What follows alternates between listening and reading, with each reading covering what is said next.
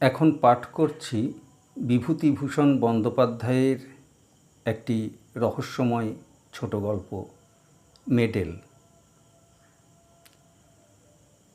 কয়েক বছর পূর্বে এ ঘটনা ঘটেছে, তাই এখন মাঝে মাঝে আমার মনে হয় ব্যাপারটা আগাগোড়া মিথ্যে। আমারই কোনো প্রকার শারীরিক অসুস্থতার দরুন হয়তো চোখে ভুল দেখে থাকবো বা ওই রকম কিছু, কিন্তু আমার মন বলে তা নয়। ঘটনাটা মিথ্যে ও অবাস্তব বলে উড়িয়ে দেওয়ার কোনো কারণ ঘটেনি। আমার তখনকার অভিজ্ঞতায় সত্যি, এখন যা ভাবছি তাই মিথ্যে। ঘটনাটি খুলে বলা দরকার। প্রসঙ্গক্রমে গোড়াতেই এ কথা বলে রাখি যে গত 10 বৎসরের মধ্যে আমার শরীরে কোনো রোগবালাই নেই। আমার মন বা মস্তিষ্ক সম্পূর্ণ সুস্থ আছে এবং যে সময়ের কথা বলছি এখন থেকে বছর চারেক আগে তখনও সম্পূর্ণ সুস্থ ছিল। আমার স্কুল মাস্টারের জীবনে অত্যাশ্চর্য বা অবিশ্বাস্য ধরনের কখনো কিছু দেখিনি। অন্য 5 জন স্কুল মাস্টারের মতোই অত্যন্ত সাধারণ ও একঘেয়ে রুটিন বাঁধা কর্তব্যের মধ্যে দিয়েই দিন কাটিয়ে চলেছি আজ বহু বৎসর। সে বছর বর্ষাকালে গরমের ছুটির কিছু পরে একদিন ক্লাসে পড়াচ্ছি। এমন সময় একটি ছেলে আর একটি ছেলের সঙ্গে হাত কাড়াকাড়ি করে কি একটা কেড়ে বা ছিনিয়ে নেবার চেষ্টা করছে। আমার চোখে পড়ল। আমি ওদের দুজনকে অমনোযোগিতার জন্যে ধমক দিতে অন্য একটি ছেলে বলে উঠল, স্যার, কামিক্ষে সুধীরের মেডেল কেড়ে নিচ্ছে। কার মেডেল? কিসের মেডেল? সুধীর নামে ছেলেটি দাঁড়িয়ে উঠে বললে, আমার মেডেল স্যার। অন্য ছেলেটির দিকে চেয়ে বললুম, ওর মেডেল তুমি নিচ্ছিলে কামিক্ষে? কামিক্ষে ওরফে কামাক্ষাচরণ মৌলিক নামে ছেলেটি বললে, নিচ্ছিলুম না স্যার, দেখতে চাইছিলুম, তা ও দেবে না। ওর মেডেল যদি ও না দেয় তোমার কেড়ে নেবার কী অধিকার আছে? বসো, ওরকম আর করবে না। কথা শেষ করে সুধীরের দিকে চেয়ে ক্লাসের ছেলেদের পরস্পরের মধ্যে ভ্রাতৃভাব ও সখ্য থাকার ঔচিত্য সম্বন্ধে নাতিদীর্ঘ একটি বক্তৃতা দেওয়ার পরে ঈষৎ কৌতূহলের সঙ্গে জিজ্ঞেস করলুম, কই, কি মেডেল দেখি, কোথায় পেলে মেডেল? ভেবেছিলুম আজকাল কলকাতার পাড়ায় পাড়ায় যেসব ব্যাডমিন্টন খেলা, সাঁতারের বা দৌড়ের প্রতিযোগিতা প্রভৃতি অনুষ্ঠিত হয়ে থাকে, তারই কোনো কিছুতে সুধীর হয়তো 4র্থ স্থান বা ওই ধরনের কোনো সাফল্য লাভ করে ছোট্ট এতটুকু একটা আধুলির মতো মেডেল পেয়ে থাকবে এবং সম্পূর্ণ স্বাভাবিক যে সে সেটা ক্লাসে এনে 5 জনকে গর্বভরে দেখাতে চাইবে। এমনকি ওই ছুতো অবলম্বন করে ক্লাস শুদ্ধ হেডমাস্টারের কাছে দলবদ্ধ হয়ে গিয়ে একবেলার জন্য ছুটিও চাইতে পারে। সুতরাং মেডেলটা যখন আমার হাতে এসে পৌঁছল তখন সেটাকে তাচ্ছিল্যের সঙ্গেই হাত পেতে দিলুম। কিন্তু মেডেলটার দিকে একবার চেয়ে দেখেই চেয়ারে সোজা হয়ে বসলুম। না, এ তো পাড়ার ব্যাডমিন্টন ক্লাবের বাজে মেডেল নয়। মেডেলটা পুরনো, বড় ও ভারী চমৎকার গড়ন। কী জিনিস দেখি? মেডেলের গায়ে কি লেখা রয়েছে? অন্ধকার ক্লাসরুমে ভালো পড়তে পারলুম না। ওপিঠ উল্টে দেখি মহারানী ভিক্টোরিয়ার অল্প বয়সের মূর্তি খোদাই করা। পকেটে চশমা নেই, মনে হলো অফিস ঘরের টেবিলে ফেলে এসেছি। ইতিমধ্যে অনেকগুলি ছেলে ভিড় করেছে আমার চেয়ারের চারিপাশে ওই মেডেল দেখবার জন্যে।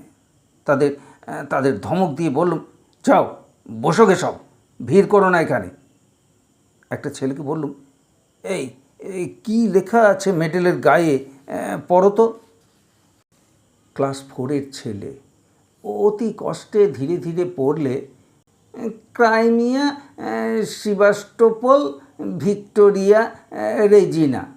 ও পিঠে sergeant ASB Perkins, 6th dragon guards, 1854 সাল। দস্তুর মতো অবাক হয়ে গেলুম। ক্রিমিয়ার যুদ্ধের সময় সেভাস্টোপোলের রণক্ষেত্রে কোনো সাহসের কাজ করবার জন্য এই মেডেল দেওয়া হয়েছিল ইংল্যান্ডের সামরিক দপ্তর থেকে ড্রাগন গার্ডস সৈন্যদলের সার্জেন্ট পার্কিন্সকে। এ তো সাধারণ জিনিস মোটেই নয়। Crimea, Sevastopol, charge of the light brigade. কিন্তু কলকাতায় নীলমণি দাসের লেনের সুধীর সাহার কাছে সে মেডেল কোথা থেকে আসে? এদিকে এসো, এ মেডেল কোথায় পেয়েছো? ওটা আমার স্যার। তোমার তা বুঝলুম, পেলে কোথায়? আমার দাদু দিয়েছেন স্যার। তোমার দাদু কোথায় পেয়েছিলেন জানো? হ্যাঁ স্যার জানি, আমার দাদুর বাবার কাছে এক সাহেব জমা রেখে গিয়েছিল। কিভাবে? আমাদের মদের দোকান ছিল কিনা স্যার, মদ খেয়ে টাকা কম পড়লে ওটা বাঁধা রেখে গিয়েছিল, আর নিয়ে যায়নি। দাদুর মুখে শুনেছি। হিসেব করে দেখলুম 86 বছর উত্তীর্ণ হয়ে গিয়েছে সেই বছরটি থেকে, যে বছরে সার্জেন্ট পার্কিন্স এ মেডেল পায়। তখন আমার বয়স যদি 20 বছরও থেকে থাকে, এখন তার বয়স হওয়া উচিত 106। সুতরাং সে মরে ভূত হয়ে গেছে কোন কালে। সেদিন ছিল শনিবার। সকাল সকাল স্কুল ছুটি হবে এবং অনেক দিন পরে সেদিন দেশে যাব পূর্বেই ঠিক করে রেখেছিলুম। আমার এক গ্রাম সম্পর্কে জ্যাঠামশাই ইতিহাস নিয়ে নাড়াচাড়া করেন, বেশ পড়াশুনো আছে, গ্রামেই থাকেন। ভাবলুম তাকে মেডেলটা দেখালে খুশি হবেন খুব। সুধীরের কাছ থেকে মেডেলটি চেয়ে নিলুম, সোমবার ফেরত দেব বললুম। স্কুলের ছুটির পরে বাসা থেকে সুটকেস নিয়ে শিয়ালদা স্টেশনে এসে আড়াইটের গাড়ি ধরলুম। দেশের স্টেশনে যখন নামলুম তখন বেলা 5:30। 2 মাইল রাস্তা হেঁটে বাড়ি পৌঁছুতে প্রায় সন্ধ্যা হয়ে গেল। সন্ধ্যার আগেই হয়তো পৌঁছুতে পারা যেত, কিন্তু আমি খুব জোরে হাঁটিনি। ভাদ্র মাসের শেষ, অথচ বৃষ্টি তত বেশি না হওয়ায় পথঘাট বেশ শুকনো খটখটে। পথের ধারের বর্ষা শ্যামল গাছপালা চোখে বড় ভালো লাগছিল অনেক দিন কলকাতা বাসের পরে। তাই জোরে পা না চালিয়ে আস্তে আস্তে হেঁটে আসছিলুম। এখানে প্রথমেই বলি, আমার বাড়িতে কেউ থাকে না। পাশের বাড়ির এক বৃদ্ধা আমি গেলে রান্না করে দিয়ে আসতেন বরাবর। আমার এক বাল্যবন্ধু বৃন্দাবন অনেক বছর ধরে বিদেশে থাকে। পিসিমার মুখে শুনলুম আজ দিন 15 হলো বৃন্দাবন বাড়ি এসেছে। শুনে বড় আনন্দ হলো। সন্ধ্যার পরেই ওর সঙ্গে দেখা করব ঠিক করে চা খেয়ে নদীর ধারে বেড়াতে বার হলুম। যাবার সময় সুটকেসটা খুলে মেডেলটা পকেটে নিলুম, বৃন্দাবনকেও দেখাবো। নদীর ধারে গিয়ে দেখি বর্ষার দরুন নদীর জল ভয়ানক বেড়েছে। নদীর জল কুল ছাপিয়ে দুধারের মাঠে পড়েছে। অনেকক্ষণ বসে রইলুম। সন্ধ্যার অন্ধকার নামলো একটু একটু। বাদুড়ের দল বাসায় ফিরছে, কেউ কোনো দিকে নেই। এক জায়গায় বর্ষার তোড়ে নদীর পাড় ভেঙে গিয়েছে। অনেকটা উঁচু পাড়, নিচে খরস্রোতা বর্ষার নদী। জায়গাটা দিয়ে যেতে যেতে একবার কী রকম ভেঙেছে দেখবার ইচ্ছে হলো। পাড়ের ধারে দাঁড়িয়ে নিচে জলের আবর্ত দেখছি। পাড়টা সেখানে অনেকখানি উঁচু, জল অনেক নিচে। হঠাৎ আমার মনে একটা অদ্ভুত ইচ্ছা জেগে উঠল। আমি লাফ দিয়ে পাড় থেকে জলে পড়ব। দাঁড়িয়ে থাকতে থাকতে ইচ্ছাটা যেন ক্রমে বেড়েই উঠছে। লাফায় দিই লাফ। অথচ বর্ষার খরস্রোতা নদী, কুটো ফেললে দুখানা হয়ে যায়। আমি সাঁতার জানি না, গভীর জল পাড়ের নিচেই। ইচ্ছাটা কিছুতেই যেন সামলাতে পারছি না। এমনকি আমার মনে হলো আর কিছুক্ষণ থাকলে আমাকে লাফ দিতেই হবে, নইলে আমার জীবনের সুখ চলে যাবে। তাড়াতাড়ি নদীর পাড় থেকে একরকম জোর করেই চলে এলুম, কারণ যেন মনে হচ্ছিল এরপর আমার আর যাওয়ার ক্ষমতা থাকবে না। পা দুটো যেন ক্রমশ শীষের মতো ভারী হয়ে উঠছে। এরপর এরপর ওই ওই বিপজ্জনক নদীর পাড় থেকে পা দুটোকে নাড়াবার ক্ষমতা চলে যাবে আমার। নদীর ধার থেকে বৃন্দাবনদের বাড়ি আসবার পথে ও সব ইচ্ছা আর কিছু নেই। আমি আমি নিজের মনোভাবে নিজেই আশ্চর্য হয়ে গেলুম। কি অদ্ভুত! এরকম হওয়ার মানে কি? ট্রেনে বসে অতিমাত্রায় ধূমপান করেছিলাম মনে পড়ল। এই ভাদ্র মাসের গরমে অত ধূমপান করা ঠিক হয়নি। তার উপর বাড়ি এসে 2-3 পেয়ালা চা খেয়েছি। এই সবেই ও রকমটা হয়ে থাকবে, নিশ্চয়ই তাই। বৃন্দাবনের বাড়ি গেলুম। বৃন্দাবনকে অনেক দিন পরে দেখে সত্যিই আনন্দ হলো। দুজনে অনেক রাত পর্যন্ত বসে অনেক গল্প করলুম। অনেক বছর ধরে জমানো অনেক সুখ দুঃখের কাহিনী। বড় গরম আজ, কোথাও এতটুকু বাতাস নেই। ভাদ্র মাসের গুমোট গরম। বৃন্দাবন বললে, চল ভাই, ছাদে গিয়ে বসে গল্প করি, তবু একটু হাওয়া পাওয়া যাবে। তুই আমাদের এখানে খেয়ে যাবি, মা বলে দিয়েছেন। তোদের বাড়িতেও খবর দেওয়া হয়েছে। দুজনে ছাদে উঠলুম। বাড়িটা দোতলায় ছাদের ওপর একখানা মাত্র ঘর আছে। আমি জানতুম বৃন্দাবনের কাকা ওই ঘরটায় থাকেন। দোতলার ছাদে উঠে দেখলুম বাড়ির পেছন দিকটায় বাঁশের ভাড়া বাঁধা। বললুম, বাড়িতে রাজমিস্ত্রি খাটছে বুঝি বৃন্দাবন? হ্যাঁ ভাই, কাকার ঘরটা মেরামত হবে। উত্তর দিকের দেয়ালটার গা থেকে নোনা ধরা ইঁটগুলো বার করা হচ্ছে। বৃন্দাবন দোতলার ঘরটার মধ্যে ঢুকলো। আমার কিন্তু মনে কেমন একটা অস্থির ভাব। খানিকক্ষণ ঘরের মধ্যে গল্প করে আমি একটু জল খেতে চাইলুম। বৃন্দাবন জল আনতে নিচে নেমে গেল। আমি ছাদে পায়চারি করতে লাগলুম। ছাদে কেউ নেই, অন্ধকার ছাদটা। যে দিকটায় রাজমিস্ত্রিরা ভাড়া বেঁধে কাজ করছে, পায়চারি করতে করতে সেখানটাতে গিয়ে দাঁড়িয়ে দেখছি। হঠাৎ আমার মনে হলো, ছাদ থেকে লাফ দিয়ে পড়ি না কেন? বেশ হবে, লাফ দেব। প্রায় দুর্দমনীয় ইচ্ছা হলো লাফ দেবার। লাফ দেওয়াই ভালো, লাফ দিতেই হবে। দিলাম। এমন সময় বৃন্দাবন ছাদের ওপর এসে বললে, আয় ঘরের মধ্যে, মা চা পাঠিয়ে দিচ্ছেন। ওখানে দাঁড়িয়ে কেন? আরও প্রায় আধ ঘন্টা কথা বলবার পরে নিচে থেকে চা ও খাবার এসে পৌঁছল। আমরা দুই বন্ধুতে অনেক রাত পর্যন্ত গল্পগুজব করলুম। তারপর বৃন্দাবন খাওয়ার কতদূর জোগাড় হলো দেখতে নিচে চলে গেল। ঘরের মধ্যে বড় গরম। আমি বাইরের ছাদে খোলা হাওয়ায় আবার বেড়াতে লাগলুম। রাজমিস্ত্রিদের ভাড়ার কাছে এসে দাঁড়িয়ে আমার মনে হলো, লাফ এবার দিতেই হবে। কেউ নেই ছাদে, কেউ বাধা দিতে আসবে না। এই উপযুক্ত অবসর। সঙ্গে সঙ্গে আমার মনের গভীর তলায় কে যেন বলছে, লাফ দিও না মূর্খ, লাফ দিও না, পড়ে চূর্ণ হয়ে যাবে। আমার মাথার মধ্যে কেমন ঝিমঝিম করছে। কতক্ষণ পরে জানি নে, এবং কিসের থেকে কি হলো তাও জানি নে। হঠাৎ বৃন্দাবনের চিৎকারে আমার চমক ভাঙল। দেখি বৃন্দাবন আমাকে হাত ধরে টেনে তুলছে। কি সর্বনাশ! তুই লাফ দিয়ে পড়লি দেখলুম যেন। ভাগ্যিস বাঁশে পা বেঁধে গিয়েছে, তাই রক্ষে। কি হলো তোর? আমার মাথা যেন কেমন ঘুরছিল, গা ঝিমঝিম করছিল।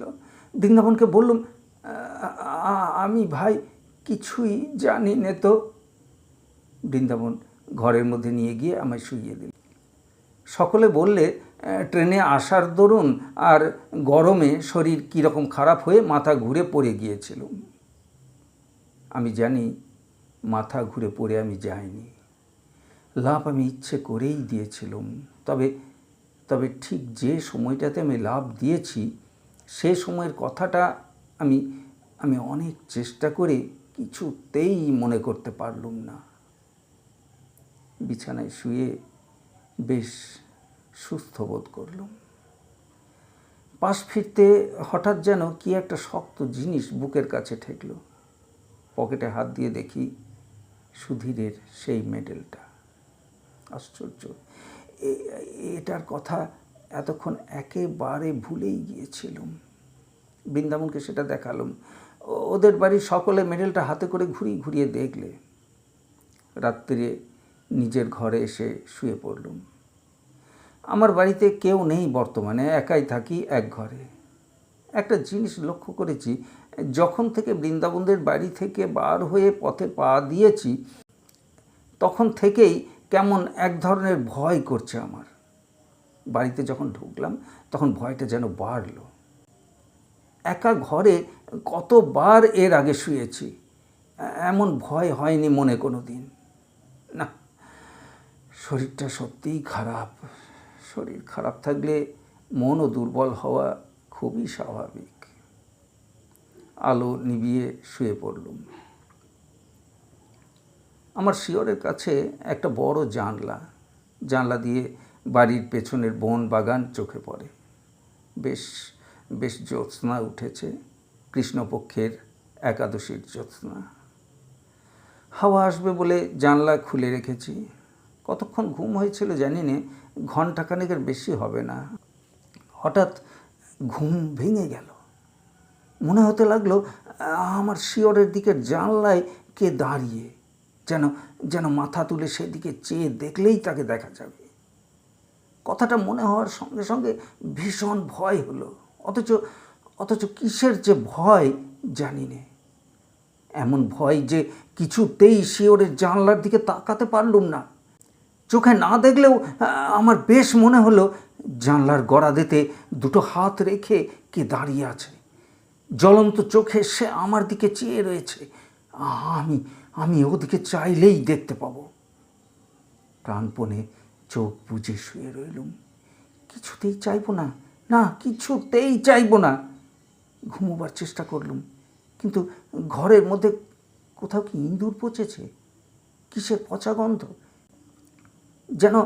যেন আয়োডিন, লিন্ট, মলম প্রভৃতি উগ্র গন্ধের সঙ্গে পচা ক্ষতের গন্ধ মেশানো। এতকাল বাড়িতে থাকা নেই, যার উপর বাড়ি ঘর পরিষ্কার রাখার ভার, সে কিছুই দেখাশোনা করে না, বোঝা গেল।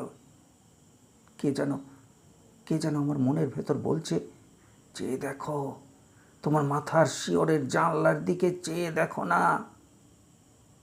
ঘরের চারিধারে কিসের যেন একটা প্রভাব, কোনো অমঙ্গলজনক, হিংস্র, উগ্র, অশান্ত ধরনের ব্যাপারটা ঠিক বলে বোঝানো যায় না। আমি যেন ভয়ানক বিপদগ্রস্ত। সে এমন বিপদ যা আমাকে মরণের দৌড় পর্যন্ত পৌঁছে দিতে পারে। এমনকি সে দৌড়ের চৌকাঠ পার করে অন্ধকার মৃত্যুপুরীর হিম শীতল নীরবতার মধ্যে ডুবিয়ে দিতেও পারে। আমি চাইব না, কিছুতেই চাইব না শিয়রের জানলার দিকে। কিন্তু যে প্রভাবই হোক, আমার ঘরের মধ্যে দেওয়ালের এ পিঠে তার অধিকার নেই। বহুকাল ধরে পূর্বপুরুষেরা বাস্তু শালগ্রামের অর্চনা করেছেন এই ঘরে। এর মধ্যে কারো কিছু খাটবে না। আমার মনই আবার এ কথাগুলি যেন বললে। অন্ধকার রাত্রে নির্জন ঘরে মন কত কথা কয়। জানলার ধারে কি যেন একটা শব্দ হলো, অদ্ভুত ধরনের শব্দটা। কে যেন জানলার গড়াদের ওপর টোকা দিয়ে আমার দৃষ্টি আকর্ষণ করতে চাইছে। একবার, দুবার, তিনবার। ভয়ে আমার বুকের মধ্যে ঢিপ ঢিপ করতে লাগলো। কাউকে ডাকবো চিৎকার করে? একবার চেয়ে দেখবো জানলার দিকে জিনিসটা কি? হঠাৎ আমার মনে পড়লো, একটা ধাড়ি বেজি অনেক দিন থেকে বাইরের দেওয়ালে কড়িকাঠের খোলে বাসা বেঁধে আছে। আজ বিকেলেও সেটাকে একবার দেখেছি। জানলার ওপরকার কাঠে সেটা পোকামাকড় বা জোনাকি ধরছে, তারই শব্দ। কথাটা মনে হতেই মনের মধ্যে সাহস আবার ফিরে এলো। ঘাম দিয়ে জ্বর ছেড়ে গেল যেন। শরীর অসুস্থ থাকলে কত সামান্য কারণ থেকে ভয় পায় মানুষ। পাশ ফিরে এবার ঘুমোবার চেষ্টা করলাম স্বস্তির নিঃশ্বাস ফেলে। কিন্তু আমার এই ভাব বেশিক্ষণ স্থায়ী হলো না। এ ধারণা আমার মন থেকে কিছুতেই গেল না আজ রাত্রে আমি একা নই, আরও কে এখানেই আছে। নিদ্রাহীন চোখে সে আমার উপর খর দৃষ্টি দিয়ে পাহারা রেখেছে। আমায় সে নিরাপদে বিশ্রাম করতে দেবে না আজ। বারবার ঘুম আসে, আবার তন্দ্রায় ছুটে যায়, অমনি জেগে উঠি। কিন্তু কিন্তু চোখ চাইতে বা বিছানার ওপর উঠে বসতে সাহস হয় না। আর আর সেই শব্দটা মাঝে মাঝে জানলার গড়াদের ওপর হতে শুনি। খুব খুব মৃদু করাঘাতের শব্দ, যেন শব্দটা বলছে, চেয়ে দেখো, পেছন ফিরে জানলার দিকে চেয়ে দেখো। ঘামে দেখি বিছানা ভেসে গিয়েছে। ভাদ্রের গুমট গরম কিনা, এই অবস্থায় ভোর হলো। দিনের আলো ফুটলে লোকজনের শব্দ কানে যেতে রাত্রের ভয়টা মন থেকে কোথায় গেল মিলিয়ে। নিশ্চিন্ত মনে বেলা 9টা পর্যন্ত পড়ে ঘুম দিলুম। তারপর উঠে চা খেয়ে পাড়ায় বেড়াতে বার হওয়া গেল। এই সময় একটা ঘটনা ঘটল। তখন আমি তার বিশেষ কোনো মূল্য দিইনি, কিন্তু পরে সব কথা মনে মনে আলোচনা করে দেখে সেটা ভারী আশ্চর্য বলেই মনে হয়েছিল। ও পাড়ার পথে আমার সেই জ্যাঠামশাইয়ের সঙ্গে দেখা। তাকে দেখাবার জন্যে আমি মেডেলটা কাল রাত্রে সঙ্গে নিয়েই বেরিয়েছিলাম, কিন্তু বৃন্দাবনদের বাড়িতে নিমন্ত্রণের জন্যে তার সঙ্গে দেখা করতে পারিনি। আমায় দেখে তিনি বললেন, এই যে সুরেন, ভালো আছো? কাল তুমি এসেছো দেখলুম, তখন অনেক রাত, তার ডাকলুম না। বোধহয় বৃন্দাবনের বাড়ি থেকে ফিরছিলে। আমি তখন ছাদে পায়চারি করছি। যে গরম গিয়েছে বাবা কাল রাত্রিরে, তোমার সঙ্গে লোক রয়েছে দেখে আরও ডাকলুম না। ও লোকটি কে? খুব লম্বা বটে, যেন শিখ কি পাঞ্জাবির মতো লম্বা। তোমার বন্ধু বুঝি? বাঙালির মধ্যে এমন চেহারা, বেশ। আমি অবাক হয়ে জ্যাঠামশাইয়ের মুখের দিকে চেয়ে বললুম, আমার সঙ্গে লম্বা লোক কাল রাত্রিরে? সে কি জ্যাঠামশাই? জ্যাঠামশাই আমার চেয়েও অবাক হয়ে বললেন, তোমার সঙ্গে লোক ছিল না বলছো? একা যাচ্ছিলে? আমার চোখের দৃষ্টি একেবারে কি এত খারাপ হয়ে যাবে বাবা? আমি হেসে বললুম, তাই হবে জ্যাঠামশাই, চোখে কীরকম ঝাপসা দেখে থাকবেন, বয়স হয়েছে তো। আমার সঙ্গে কেউ ছিল না, তাছাড়া আপনাদের বাড়ির সামনের আম গাছটার ছায়া। কী রকম আলো আঁধার দেখেছেন চোখে, অমন ভুল হয়? জ্যাঠামশাই যেন রীতিমতো হতভম্ব হয়ে গেলেন। বললেন, কি আশ্চর্য কাণ্ড, এতটা ভুল হবে চোখে? আম গাছের এদিকে যখন তুমি টর্চ জ্বাললে, তখন দেখলুম তুমি আর তোমার পেছনে একজন লম্বা মতো লোক। তারপর তুমি টর্চ নিভিয়ে আম গাছের ছায়ার মধ্যে ঢুকলে। তখনও জ্যোৎস্নার আলো আর আম গাছের ছায়ার অন্ধকারে আমি বেশ দেখতে পেলুম লোকটি তোমার পেছনে পেছনে যাচ্ছে। তোমার মাথার চেয়েও যেন 1 হাত লম্বা, তোমার একেবারে ঠিক পেছনে। তবে খুব ভালো তো দেখতে পেলুম না, অত দূর থেকে আর আলো অন্ধকারের মধ্যে স্পষ্ট কিছু দেখা গেল না তো। এমনকি একবার এ পর্যন্ত মনে হলো তোমায় ডেকে জিজ্ঞেস করি বন্ধুটি কে। একেবারে এত ভুল হবে চোখের? জ্যাঠামশাইকে পুনরায় বুঝিয়ে বললুম, আমার সঙ্গে কাল কেউ ছিল না, আমি একাই ছিলুম। সুতরাং তাঁর দৃষ্টিশক্তির গোলমাল ছাড়া এ ব্যাপারের অন্য কোনো সিদ্ধান্ত করা চলে না। সারাদিন বৃন্দাবনের সঙ্গে আড্ডা দিয়ে কাটানো গেল।